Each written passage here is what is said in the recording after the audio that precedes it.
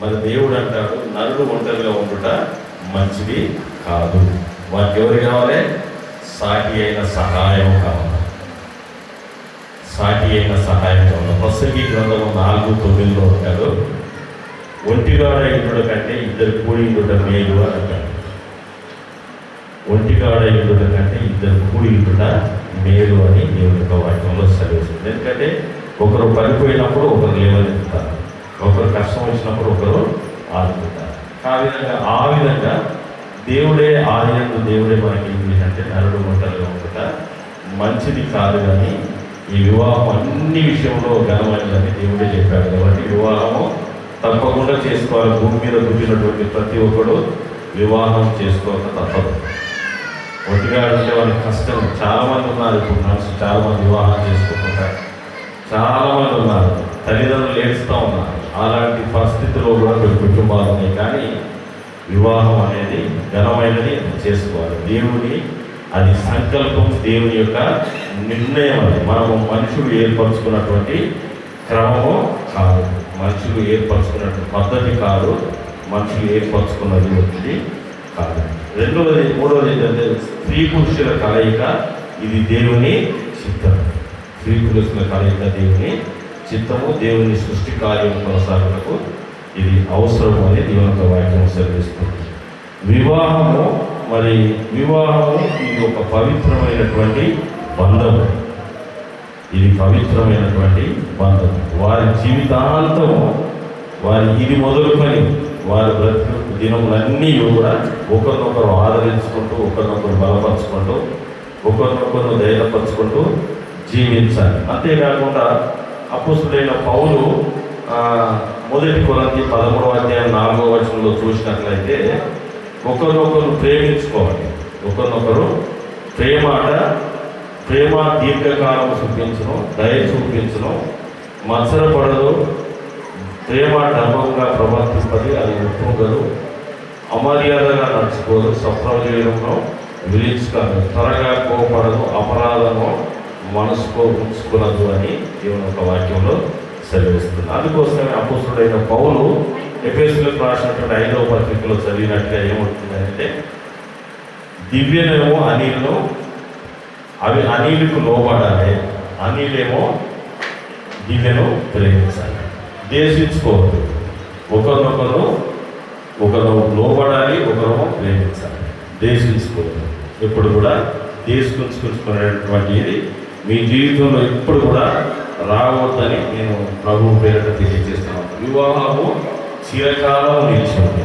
వారు బ్రతుకు దినములన్నీ అది ఒకరినొకరు చిరకాలం నిలిచేదిగా ఉండాలి. మరి ఇంకేమంటారంటే, దంపతులు ఒకరినొకరు సహాయము మరి ఆదరణ కలిగినటువంటి వారుగా ఉండాలి.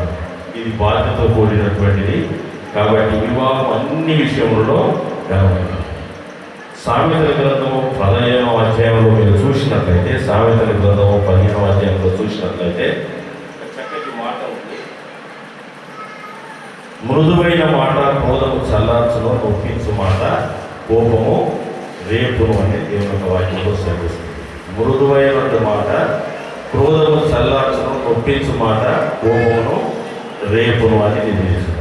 ఒకవేళ మనం మృదువుగా మాట్లాడితే ఎలా ఉంటుంది, నొప్పించినట్టు మాట్లాడితే ఎలా ఉంటుంది అనేది అది మనకి జ్ఞాపకం చేస్తుంది. ఎప్పుడు కూడా మీరిద్దరూ కలిసి ఒకవేళ మృదువుగా మాట్లాడినట్టు వారగానే ఉండాలి. నొప్పించుకుంటే ఎప్పుడు కూడా ప్రేమతో మాట్లాడినట్టు వారగా ఉండాలి.